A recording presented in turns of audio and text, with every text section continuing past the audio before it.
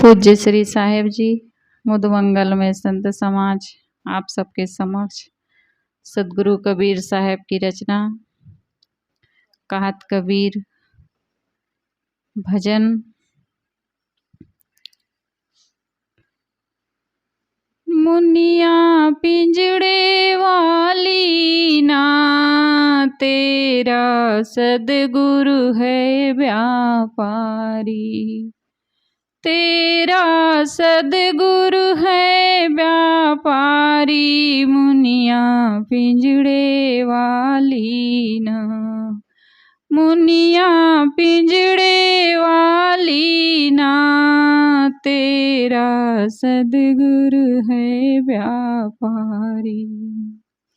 अलख डाल पर मुनिया बैठी खाए ज्ञान की बूटी, अलख डाल पर मुनिया बैठी खाए ज्ञान की बूटी।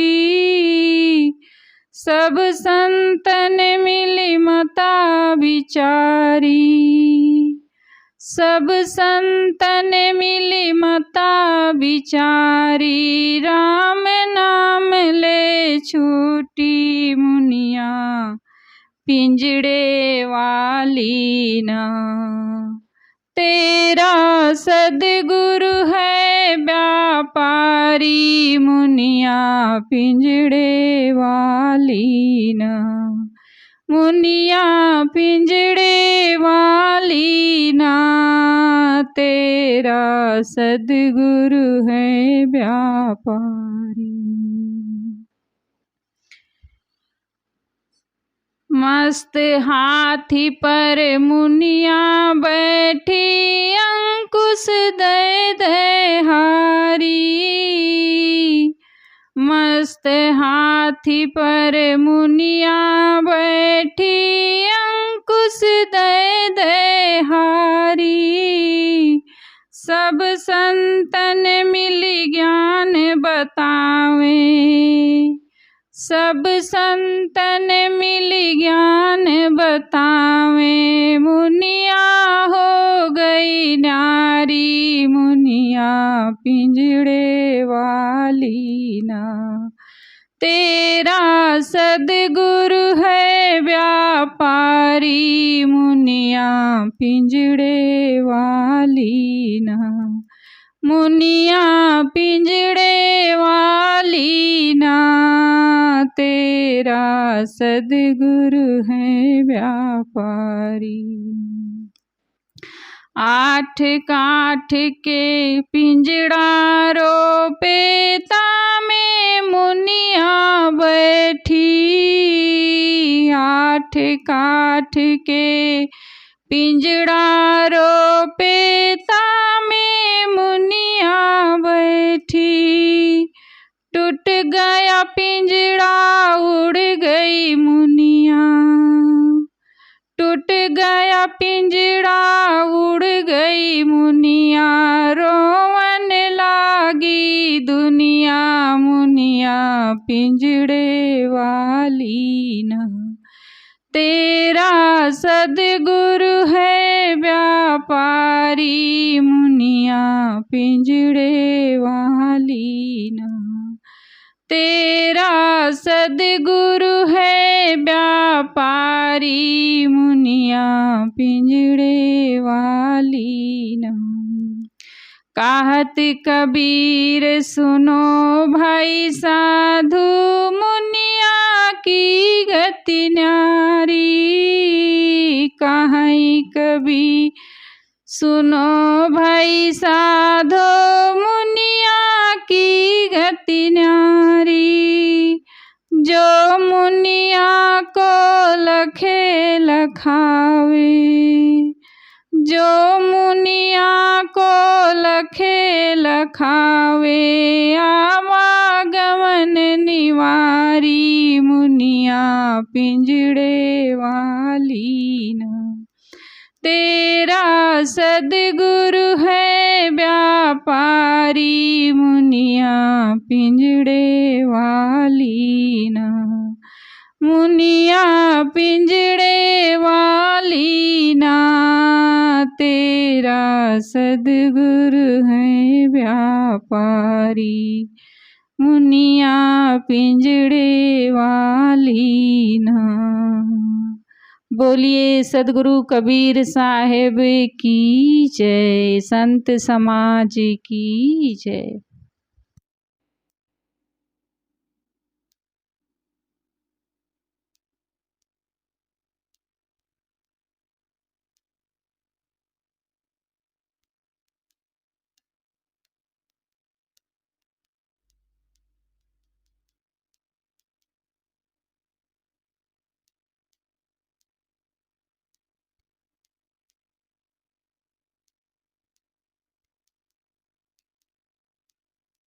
शिव की जय। आज का विषय है आत्मज्ञान, आत्मसंतोष, अमरता का पथ है। जो दूसरों को जानता है वह होशियार है, जो स्वयं को जानता है वह ज्ञानी है। जो दूसरों पर विजय पाता है वह पहलवान है, जो स्वयं पर विजय पाता है वह शक्तिवान है। जो अपनी बात में दृढ़ है वह संकल्पवान है, जो अपने में संतुष्ट है वह धनवान है। जो अपना स्थान नहीं छोड़ता वह दीर्घ अवधि वाला है, जो मर करके भी नहीं मरता वही चिरंजीवी है। दूसरों को जानने वाला बुद्धिमान है और अपने को जानने वाला ज्ञानी है।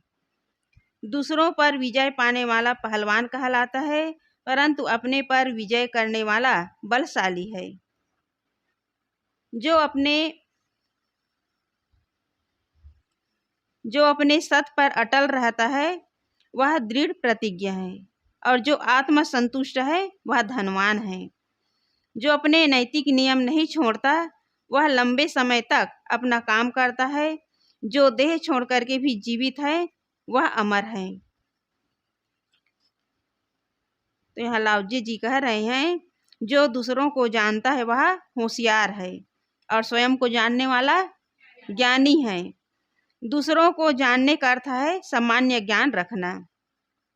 दूसरों को जानने का अर्थ क्या है? सामान्य ज्ञान रखना, भौतिक ज्ञान रखना, बाहरी प्राणी और पदार्थों के बारे में जानकारी रखना। देखकर, सुनकर, पढ़कर लोग अपनी जानकारी बढ़ाते हैं। यह दुनियादारी बुद्धिमानी है, किंतु जो स्वयं को जानता है वह ज्ञानी है। स्वयं को जानने का तात्पर्य यही है, स्वयं को संभाल लेना। आत्मज्ञान का अर्थ है आत्मसंयम और आत्मविश्वास। यही सच्चे सुख का रास्ता है। जो दूसरों पर विजय पाता है वह पहलवान है, और जो अपने पर विजय पाता है वह क्या है? शक्तिमान। जो अपने पर विजय प्राप्त करता है वह शक्तिमान है। दूसरों पर विजय पाना लौकिक विजय है।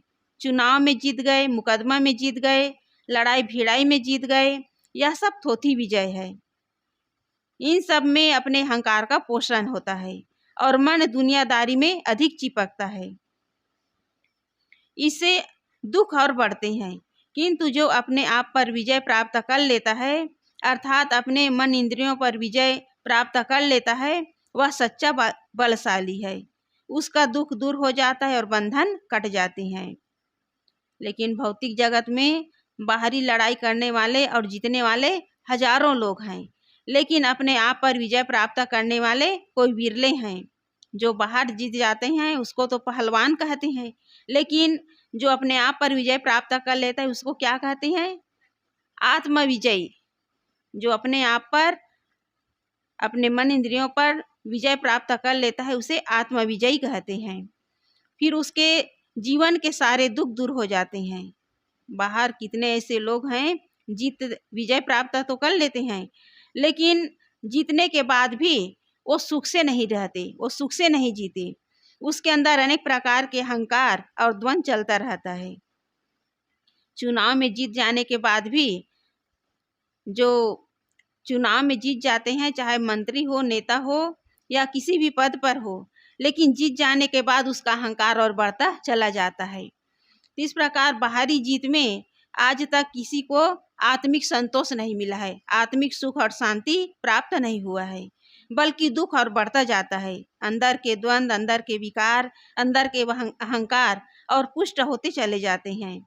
इसलिए मुख्य बात है कि हम बाहर की लड़ाई को बंद करें और अंदर अपने अंदर जो मन इंद्रियों के द्वारा जो विकार उत्पन्न होते हैं उन विकारों को धीरे धीरे घटाने का काम करें, धीरे धीरे उस पर विजय प्राप्त करने का काम करें।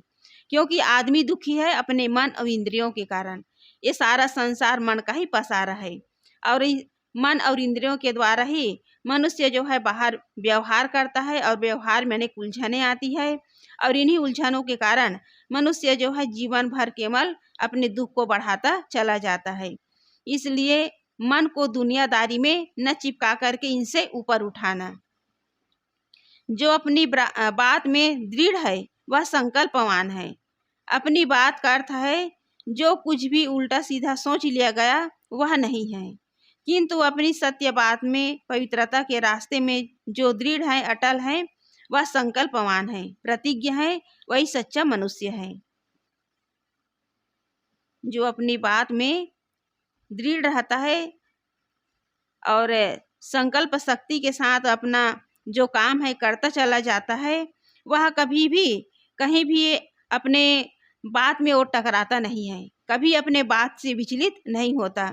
लेकिन कितने ऐसे लोग हैं जो अपने मन में उल्टा पुल्टा सोच लेते हैं और उसी के आधार पर लोगों के साथ बर्ताव करते हैं। कितने लोग हैं झूठ तो बोल लेते हैं और बाहर कहते हैं कि हम सत्य बोल रहे हैं, लेकिन ये दोहरा जीवन कभी किसी के जीवन में कभी किसी को जीवन को सफल करने वाला नहीं है। जो एक निष्ठ है, एक रास्ते पर चलता है, जिसके अंदर अटल सत्य समाया हुआ है, वही व्यक्ति जो है अपने जीवन में सुखी हो सकता है।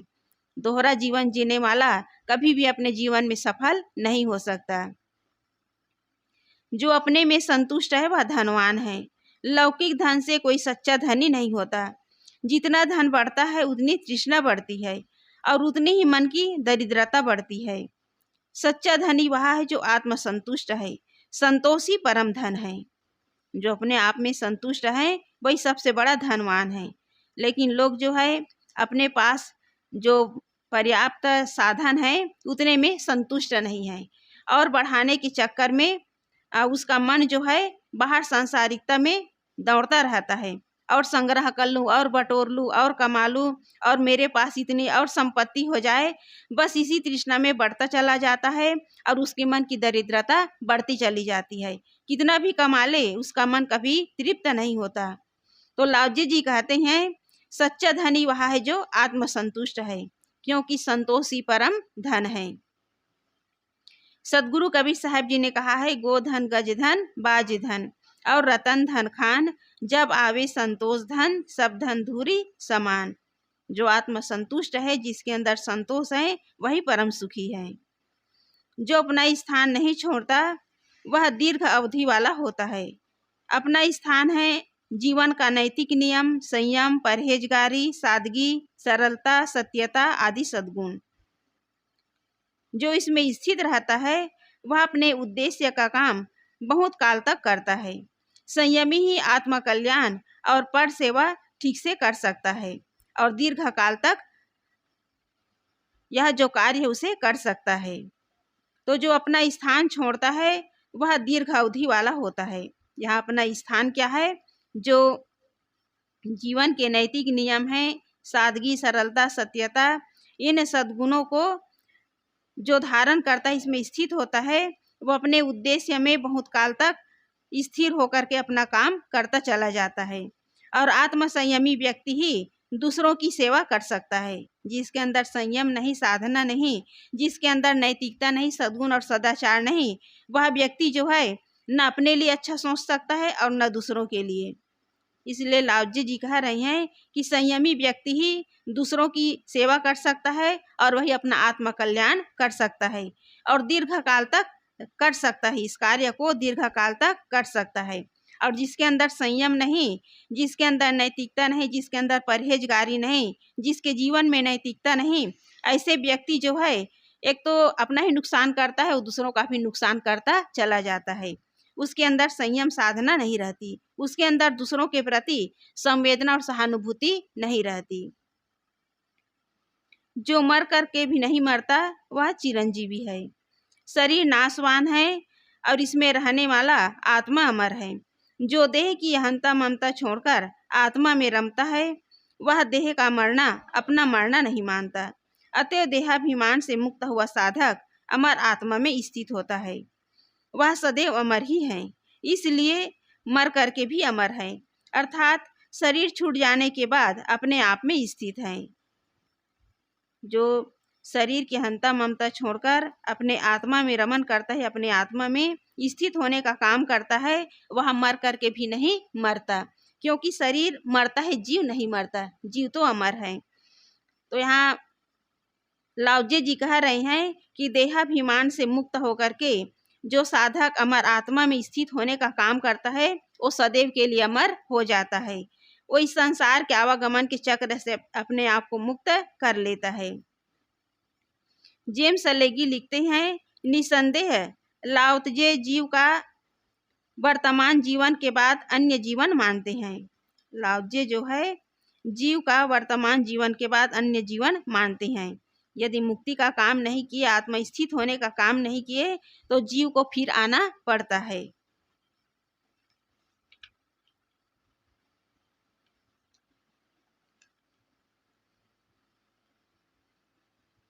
सबको पोषण देने वाला निर्माण रहता है। महान ताओ दाएं बाएं संपूर्ण प्रवाहित हैं। इसी के प्रभाव से सारी वस्तुएं अस्तित्व में आती है और सब कुछ इसी से पोषित होता है। कार्य संपादित होने के बाद यह उन पर अपना आधिपत्य नहीं स्थापित करता। सभी वस्तुओं को यह खाना कपड़ा देता है, परंतु उनका स्वामी नहीं बनता, क्योंकि वह सदैव संतुष्ट है। इसे आप सूक्ष्म मान सकते हैं, क्योंकि इसी पर सब अवलंबित हैं। यह बिना उनका जाने मालिक है, इसे आप महान कह सकते हैं। संत की रहनी भी इसी तरह की होती है। वे बड़ा बनने के चक्कर में नहीं पड़ते, इसलिए वे महान लक्ष्य को सिद्ध करते हैं। ताओ विश्वव्यापी नियम है, सब तरफ से वह सब तरफ बह रहा है। प्रकृति का नियम सब तरफ प्रवाहित है। इस विश्वव्यापी नियम से समस्त वस्तुएं निर्मित होती है तथा पलती और पुष्टि है। वस्तुओं के संपादित हो जाने पर ताओ उन पर अपना अधिकार नहीं जमाता। वह तो मौन नियम है, वह केवल सेवा करता है, अपना अधिकार नहीं जमाता। सभी वस्तुओं को यह भोजन और वस्त्र देता है। आप देखते हैं पेड़ पौधे पलते हैं, उनमें ऊपर छाल के परत बनते हैं। प्राकृतिक नियम मनुष्य तथा अन्य प्राणियों को पोषण देता है, उनके शरीर में भीतरी बाहरी चाम निर्मित कर देता है। निर्मित जड़ वस्तुओं को भी पोषण और आवरण देता है। इतने पर भी यह उसका स्वामी नहीं बनता। नियम मौन प्रवाह है, वह अपनी गति से बह रहा है। ग्रंथकार भावनात्मक भाषा में कह रहे हैं कि वह सर्वथा संतुष्ट है। संतोष और असंतोष चेतन प्राणी में होते हैं। ताओ तो प्रकृति का नियम है, उसमें संतोष एवं असंतोष की बात नहीं है। ग्रंथकार उसकी स्वाभाविक गतिविधि को संतोष शब्द से व्यक्त करते हैं। यह छोटा अर्थात सूक्ष्म है, किंतु ध्यान रहे सब कुछ इस प्रकार आश्रित है। संसार की सारी गतिविधियां इसी से होती है, इसलिए सारी सृष्टि यह अनजान मालिक है। अनजान मालिक क्यों है? क्योंकि यह कोई चेतन नहीं है, अपितु अनादि स्वचालित नियम है। इसी के जोर से सारी उत्पत्ति होती है और स्वतः क्षय भी। फिर भी यह नहीं जानता कि मैं कुछ करता हूँ। यहाँ लाओजे जी कह रहे हैं कि इस सृष्टि में जो भी गतिविधि है वो स्वाभाविक ढंग से हो रहा है, इसे चलाने वाला कोई नहीं है। फिर भी प्रकृति जो है अनजान है, क्योंकि उसके अंदर चेतनता नहीं है, वो नहीं जानता कि मैं ये सब कर रहा हूँ। इसलिए प्रकृति में जो भी उत्पत्ति और विनाश होता है स्वाभाविक ढंग से होता है, इसे करने वाला कोई नहीं है। जड़ तो जड़ है, उसके अंदर कोई चेतनता नहीं है। वो क्या कर रहा है क्या नहीं कर रहा है इसके बारे में उसे जानकारी नहीं है। और यही कारण है कि कहीं अतिवर्षा के कारण गांव का गांव डूब जाता है, कहीं अवर्षण के कारण गांव के गांव जो है सूखे से त्रस्त हो जाते हैं, कहीं भूकंप, कहीं ज्वालामुखी, तो कहीं पाला ओला पड़ता है। ये सब प्राकृतिक ढंग से होता है और प्रकृति को इसके बारे में ज्ञान नहीं है, क्योंकि प्रकृति जड़ है। तो यहाँ लाओजी जी कह रहे हैं कि वो मालिक होते हुए भी नहीं जानता कि मैं क्या कर रहा हूँ, क्योंकि नियम अचेतन है। अंततः इसे आप महान कह सकते हैं, क्योंकि विश्व नियम ताओ रीत यूनिवर्सल इटरनल लॉ से ही तो विश्व की सारी गतिविधियां चलती है। इस प्रकार जितने भी प्रकृति में घटनाएं घट रही है वो स्वाभाविक ढंग से घट रही है। इसे चलाने वाला कोई व्यक्ति नहीं है, ये प्राकृतिक ढंग से सब हो रहा है। संत की रहनी भी इसी प्रकार होती है। वे महान बनने के चक्कर में नहीं पड़ते, अतएव वे महान लक्ष्य को प्राप्त करते हैं। ग्रंथकार प्रकृति के विश्वव्यापी नियम की गंभीरता उदाहरण रूप में रखकर संत की गंभीरता का वर्णन करते हैं कि वे बड़ा बनने के चक्कर में नहीं पड़ते। परमार्थिक दृष्टि से कुछ बनना ही अपने आप को बिगाड़ना है। बनने का मतलब ही है बिगाड़ना। जो बनता है वह बिगड़ता है। चेतन आत्मा शुद्ध स्वरूप शाश्वत है, वह न बनता है न बिगड़ता है। अतएव जो व्यक्ति आत्मा भाव में रहता है वह कुछ बनना नहीं चाहता। देहोपाधि में लोग बड़ा बनते हैं और वह क्षणिक है। संसार की सारी बड़ाई अल्पकालिक है, किंतु आत्मा अस्तित्व शाश्वत एवं अनंत है। इसलिए संत अनात्मा की चादर ओढ़कर बड़ा बनना नहीं चाहते। वे निर्विशेष शाश्वत आत्मा में ही स्थित रहते हैं। इसलिए वे अपने महान लक्ष्य शाश्वत शांति को प्राप्त करते हैं। यहाँ लाओजी जी कह रहे हैं कि जो बनता है वो बिगड़ता है। शरीर बना है वो भी बिगड़ेगा, मकान बना है वो भी बिगड़ेगा, बड़े बड़े पेड़ पौधे पहाड़ पर्वत इनका भी विनाश होता है, इसमें भी परिवर्तन होता है। लेकिन जो आत्मा भाव में रहता है वो कुछ बनना नहीं चाहता, क्योंकि आत्मा न बना है, न इसमें किसी भी प्रकार का विकार है, न इसमें बिगड़ने का की कोई गुंजाइश है। इसलिए देहोपाधि में लोग बड़ा बनना चाहते हैं, लेकिन वो सब क्षणिक हैं।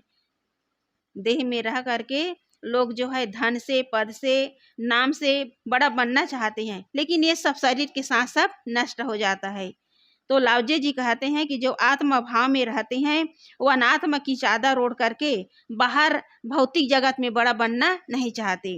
वो हर समय निर्विशेष आत्मा में ही स्थित होने का काम करते हैं।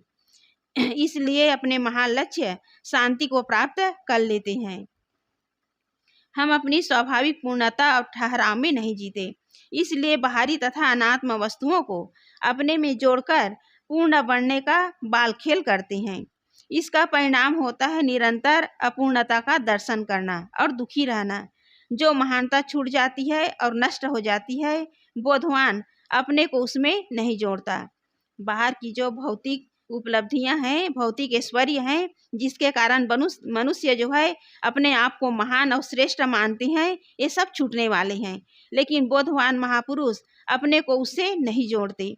हमारी महानता अपनी परम तृप्ति में है, जो बाहर से अकिंचन लगती है। बाहर को खोए बिना कोई भीतर नहीं ठहर सकता। लाओजी जी कह रहे हैं बाहर को खोए बिना कोई भीतर नहीं ठहर सकता। बाहर सांसारिकता के प्रति जो आकर्षण है, सांसारिकता के प्रति जो मन में आसक्ति है, उनका नाश किए बिना कोई भी व्यक्ति भीतर नहीं लौट सकता। इसलिए बाहर जो भी मिला हुआ है सब छूटेगा।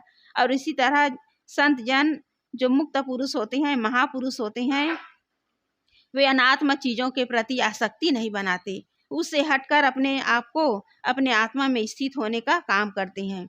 और यही कारण है कि वे अपने लक्ष्य को प्राप्त करके शाश्वत शांति को प्राप्त करते हैं। बोलिए सद्गुरुदेव की जय।